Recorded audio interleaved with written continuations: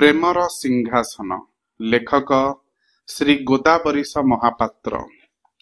ମୁଁ ପାଠ କରୁଛି ଶାନ୍ତନୁ ତ୍ରିପାଠୀ। ଭାଗ 1। ବାହାରର ସିଂହାସନ ଠାରୁ ହୃଦୟର ସିଂହାସନ ଯେ କେଡ଼େ ମହତ୍, ଏ କଥା ସୁନାଖଳାର ଗତିନାହକତା ଜୀବନର ବର୍ଷ 25ଟା ମଧ୍ୟରେ ଜଗତକୁ ଦେଖାଇ ଦେଇ ସମସ୍ତଙ୍କୁ ଚମକାଇ ଦେଇଗଲା।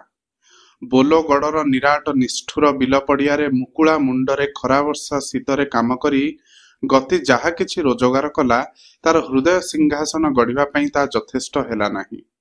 ଦିନରେ ସେ କେତେ କଥା କଳ୍ପନା କଲା, ରାତିରେ କେତେ କେତେ ବିଚିତ୍ର ବିରାଟ ସ୍ୱପ୍ନ ଦେଖିଲା, ମାତ୍ର ସେଇ ସବୁ ତାର କଳ୍ପନା ଓ ସ୍ୱପ୍ନ ପରି ରହିଲା। ହୃଦୟ ସିଂହାସନ ସେ ଗଢ଼ି ପାରିଲା ନାହିଁ। ସେ କେବେ କେବେ ଏକୁଟିଆ ବସିଲା ବେଳେ ଗୋଟିଏ ନିରାଭରଣା କୁଟୀର ବଳାର କମନୀୟ ଛବି ତା ଆଗେ ଆସି ନାଚିଗଲା। କାହା ତୁଣ୍ଡରୁ କଥା ଶୁଣିଲା ବେଳେ ସେ ସେଇ ଛବିର ଜୀବନ୍ତ ସତେଜ ସ୍ୱର ଟିକେ କଳ୍ପନା କଲା। କହିବାକୁ ଗଲେ ତାର ସେ ହେଲା ଦେବତା, ତା ପ୍ରାଣର ଆରାଧ୍ୟା, ତା ସ୍ୱପ୍ନର ପ୍ରତିଛାୟା, ତା ହୃଦୟର ମାନସୀ। ତାକୁ ପାଇବା ପାଇଁ ତାର ଏକ ପ୍ରେମ ସିଂହାସନ ଲୋଡ଼ା। ତା ଯୋଗ୍ୟ ସିଂହାସନ ସେ ଗଢ଼ିବ କିପରି? ବୋଲଗଡ଼ର କଙ୍କରିଳ ଗିରିପ୍ରାନ୍ତର ଏପରି ସିଂହାସନଟିଏ ଗଢ଼ିବା ପାଇଁ ତାକୁ ଉପାଦାନ ଯୋଗାଇ ପାରିଲା ନାହିଁ। ଦାନୀ ଜ୍ଞାନୀ ମାନି ମହାଜନ ମାନଙ୍କ ପାଖକୁ ଯାଇ ସେ ଏଥିପାଇଁ କିଛି ଉପାଦାନ ମାଗିଲା ନାହିଁ। ନିଜ ବାହୁବଳରେ ଅର୍ଜନ କରି ଆଣିବା ପାଇଁ ଦିନେ ସେ ପୌଷ ମାସ ସନ୍ଧ୍ୟାବେଳେ ସୁନାଖଳା ଗାଁ ଛାଡ଼ି ଆସାମ ଚାଲିଲା। ଗଲାବେଳେ ଗାଁ ଶେଷ ମୁଣ୍ଡ କୁଡ଼ିଆ ଭିତରକୁ ପଶିଯାଇ ବିଦାୟ ନେଇ ଆସିଲା। ଦୁଆର ମୁହଁରେ କହିଲା, ଯାଉଛି ପାଟ, ଚିଠି ଦେବି। ଭାଗ 2। କୁଡ଼ିଆ ଭିତରେ ପାଟର ସାରା ସଂସାର। ମା ନାହିଁ, ବାପା ନାହିଁ, ଗାଁରେ ତାର ସାହା ସାଥୀ ମଧ୍ୟ କେହି ନାହାନ୍ତି। କେବଳ ତାର ନିଜର ହୋଇ ଅଛି ହସ ହସ ମୁହଁ ଖଣ୍ଡିକ, ସହଜ ସରଳ ବ୍ୟବହାର ଟିକକ।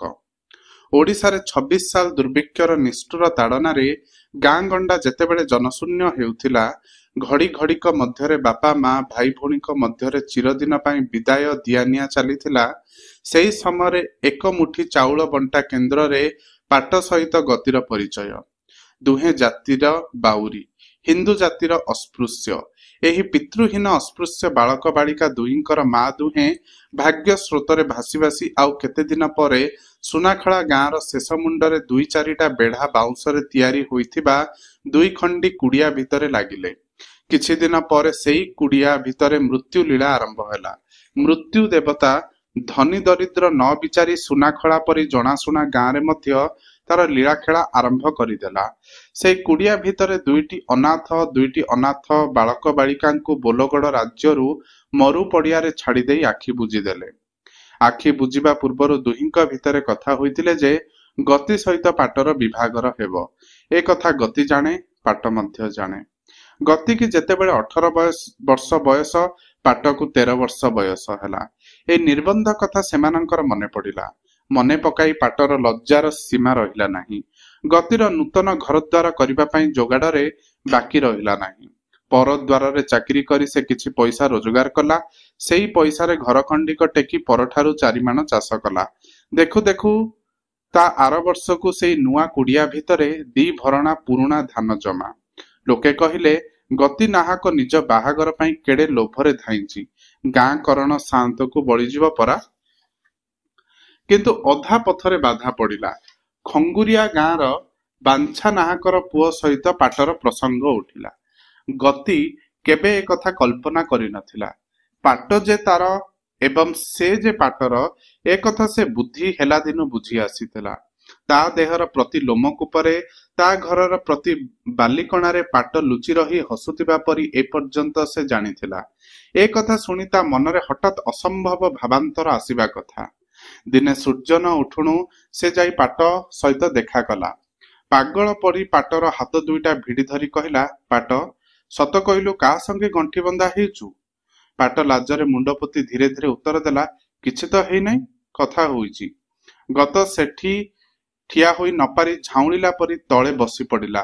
ତାପରେ ସତୃଷ୍ଣ ନୟନରେ ଏକଲୟରେ ପାଟର ମୁହଁକୁ ଚାହିଁ କହିଲା, ପାଟ, ଶୁଣିଛି, ମୁଁ ସବୁ ଶୁଣିଛି। ବାଞ୍ଛା ନାହାକ ଘରେ ଧନ ଅଛି, ସେଥିପାଇଁ ଏତେ କଥା। ମୁଁ କଣ ସେତିକି ପାରିବି ନାହିଁ? ମା କଣ କହି ଯାଇଥିଲା ମନେ ପକାଇଲୁ? ସେତେବେଳେ କଣ ମୁଁ ଧନୀ ହୋଇଥିଲି? ଦିହେଁ ପରା ବୁଲି ବୁଲି ଭିକ ମାଗି ଆଣୁଥିଲେ। ମୁଁ କଣ ଧନ ଅର୍ଜି ପାରିବି ନାହିଁ? ଗତିର ଆଖି ଲୁହରେ ଛଳ ଛଳ ହୋଇଗଲା। ତାହା ଦେଖି ଆଖିର ଲୁହ ଏଡ଼ାଇବା ପାଇଁ ପାଟ ନିଜ ମୁହଁ ବୁଲାଇ ଦେଲା। ତାପରେ ଦୁହେଁ ନୀରବରେ ଠିଆ ହୋଇ କେତେ କଣ କଥା ହେଲେ। କାହିଁ କେଉଁ ସ୍ମୃତି ରାଜ୍ୟରେ ଯାଇ ବୁଲିଲେ। ରାତି ପାହି ଆଲୁଅ ହେଲା। ସଂସାରରେ ଗହଳ ଚହଳ ଆରମ୍ଭ ହେଲା। ସେହି ସମୟରେ ସେଇ ନୀରବ ନିସ୍ତବ୍ଧ କୁଡ଼ିଆ ଭିତରେ ଦୁଇଟି କିଶୋର କିଶୋରୀ କିଛି ଦିନ ପାଇଁ ପରସ୍ପର ଠାରୁ ବିଦାୟ ନେଲେ। କିଶୋର କହିଲା, ଯାଉଛି ପାଟ, ଚିଠି ଦେବି। ଦୁଇ ପାଖେ ଗିରିମାଳା। ସେ ଭିତରେ ବିଲ ପଡ଼ିଆର ବୁକୁ ଚିରିଲା ପରି ଉନ୍ନତ ବକ୍ଷରେ ରାଜରାସ୍ତା ଶୋଇଛି। ଉଭୟଙ୍କର ଅନ୍ଧାର ରାତି। ଝଡ଼ି ବର୍ଷାରେ ବାଟ ପାଖେ ଗଛଲତା ବାରିବା କଷ୍ଟ। କେତେବେଳେ ବିଜୁଳି, କେତେବେଳେ ବଜ୍ର, କେତେବେଳେ ବା କେଉଁ ଅଜଣା ପକ୍ଷୀର ଚିତ୍କାର। ସାଇଁ ସାଇଁ ଉତ୍ତରା ପବନ। ସରଜାଳ ପରି ବର୍ଷଧାରା ଉପରେ କଳାହାଣ୍ଡିଆ ମେଘମାଳା, ତଳେ କର୍ଦ୍ଦମାକ୍ତ ବସୁମତୀ। ସଂସାରରେ ଏହିପରି ସମୟରେ, ଏହିପରି ସ୍ଥାନରେ, ଏହିପରି ଅବସ୍ଥାରେ ପଥିକ କିଏ ଚାଲିଛି? ଲକ୍ଷ୍ୟ ଯେପରି ତାର ପୂର୍ବରୁ ନିର୍ଦ୍ଦିଷ୍ଟ, ବ୍ୟଥା ଯେପରି ତାର ମର୍ମଗତ। ନିଜର ବଳିଷ୍ଠ ଶରୀରଟାକୁ ପ୍ରକୃତିର ଏ ସକଳ ଭୀଷଣତା ଭିତରେ ଦେଖାଇ ଦେଇ ସେ ଯାଇ ପଲ୍ଲୀର କୁଟୀର ଦୁଆରେ ଠିଆ ହେଲା। ଗୁରୁ ଭାଇ ବାକ୍ସଟିଏ ତଳକୁ ଓହ୍ଲାଇ ଦେଇ ସେ ଦୁଆରେ ହାତ ମାଇଲା। ଜାଣିପାରିଲା ଦୁଆର ନାହିଁ। ତାପରେ ତଳ ଉପରକୁ ଚାହିଁ ଥରେ ଉପରକୁ ହାତ ବଢ଼ାଇଲା। ବିଚାରିଲା, ଏ ଘର ନା ଗଛ ମୂଳ? ଚାଳର ରୁଅରେ ହାତ ବାଜିବାରୁ ତାର ଚେତନା ଆସିଲା। ହାତ ବଢ଼ାଇବା ସଙ୍ଗେ ସଙ୍ଗେ ସେ ଘର ଭିତରକୁ ଗୋଡ଼ ବଢ଼ାଇଲା। ଏରୁଣ୍ଡି ବନ୍ଧ ଡେଇଁ ପାଦ ଘର ଭିତରେ ପଡ଼ିଲା। ସେ ଅନ୍ଧକାର ଭିତରେ ସେ ମୁହୂର୍ତ୍ତେ ଥକ୍କା ହୋଇ ଡାକିଲା, ପାଟ। ଏହି ପଦକ ପାଟ ଶବ୍ଦ ଶତସହସ୍ର ଭାବରେ ପବନର ସାଇଁ ସାଇଁ ଶବ୍ଦ ସଙ୍ଗେ ପୁଣି ସେଇଟାକୁ ଫେରି ଆସିଲା ପରା। କେହି ଉତ୍ତର ଦେଲେ ନାହିଁ। ସେ ଅଭ୍ୟର୍ଥନା ପାଇବ ବୋଲି ଆଶା କରି ଝଡ଼ ପବନରେ ଧାଇଁଥିଲା। କାହାର ଦେଖା ସୁଦ୍ଧା ପାଇଲା ନାହିଁ। ସେ ଯାହା ପାଇଁ ଅନ୍ଧକାର ରାତି ମାନି ନଥିଲା, ସେ ଏବେ କାହିଁ? ଭାବିଲା, ତେବେ କଣ ଏ ଥାନଟା ସୁନାଖଳା ନୁହେଁ? ନା ସେଇ ସଡ଼କ, ସେଇ ପର୍ବତ, ସେଇ ପୋଖରୀ ସବୁ ତ ପାରି ହୋଇ ଆସିଲି। ପଥିକ ଭାବି ଭାବି ସେଇଠାରେ କ୍ଳାନ୍ତ ଭାବରେ ବସି ପଡ଼ିଲା। ସେ ଭିତରେ ସେ ଦେଖିଲା, ମନ ଗୌରବର ମଣ୍ଡିତ ହୋଇ ଦୂର ରାଜ୍ୟରୁ ସେ ଫେରୁଛି। ତା ପାଇଁ ଫୁଲମାଳ ଧରି ଜଣେ କିଏ ଦୁଆର ମୁହଁରେ ଠିଆ ହୋଇଛି। ସେ ତାକୁ କୋଳକୁ ଟାଣି ନେଇ ଘନ ଘନ ଚୁମ୍ବନ ଦେଲା। ସେଇ ଆବସ ଭୋଳରେ ଡାକିଲା, ପାଟ। ହଠାତ୍ ଚମକି ଦେଖିଲା ତା ନିଦ ଭାଜି ଯାଇଛି।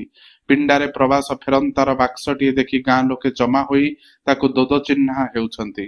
ପଥିକ ଦେଖିଲା, ସେ ସେଇ ବାଉରି ପିଲା ଗତି। ସେଇ ଗାଁ ସୁନାଖଳା ସେଇପରି ଅଛି। ସେଇ ବୋଲଗଡ଼ ମୁଲକର ଗିରି ପାହାଡ଼ ଯୁଗ ଯୁଗର ନିର୍ଧୂମ ଅକର୍ମା ପଥର ସବୁ ଆଦରରେ ବୁକୁରେ ଧରି ସେଇ ଦମ୍ଭରେ ଠିଆ ହୋଇଛି। କିନ୍ତୁ ନାହିଁ, କେବଳ ତାର ପ୍ରାଣର ପାଟ। ଗତ ବର୍ଷକୁ କହିଯାଇ 1.5 ବର୍ଷରେ ଆସାମରୁ ଫେରିଲା। ଏ ମଧ୍ୟରେ ପାଟର ବିବାହ ହୋଇସାରିଛି। ଗତି ପ୍ରତି ଏ ସମ୍ବାଦ ଏକାବେଳକେ ନୂଆ। ତା ପୁରୁଣା ଜୀବନକୁ ନୂଆ କରି ଗଢ଼ିବା ପାଇଁ ସେ ଏତେ ବାଟ ଆସାମ ମୁଲକରୁ ଫେରି ଆସିଲା। ମାତ୍ର ଯାହା ଶୁଣିଲା, ସେଥିରେ ତାର ଧୈର୍ଯ୍ୟ ରହିଲା ନାହିଁ।